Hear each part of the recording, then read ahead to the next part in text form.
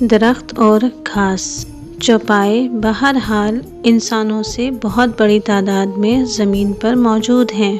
بظاہر وہ زمین پر اگی ہوئی گھاس کھاتے ہیں، درختوں کے پتے چرتے ہیں، لیکن جس مقدار میں گھاس اور درختوں کے پتے کھاتے ہیں، زمین پر کوئی درخت نہیں رہنا چاہیے۔ قدرت ان کی غذائی کفالت پوری کرنے کے لیے اتنی بڑی مقدار میں درخت اور گھاس پیدا کرتی ہے کہ گھاس اور پتوں میں کمی واقع نہیں ہوتی۔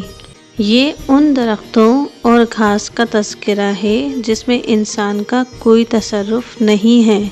قدرت اپنی مرضی سے انہیں پیدا کرتی ہے اور اپنی مرضی سے سرسبز و شاداب رکھتی ہے۔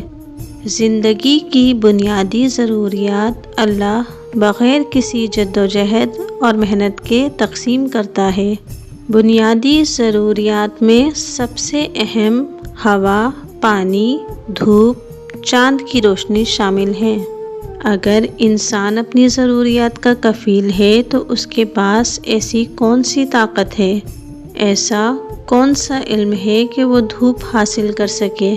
زمین کے اندر اگر پانی کے سوتے خشک ہو جائیں تو انسان کے پاس ایسا کون سا علم یا طاقت ہے کہ وہ زمین کے اندر پانی کی نہریں جاری کر دے؟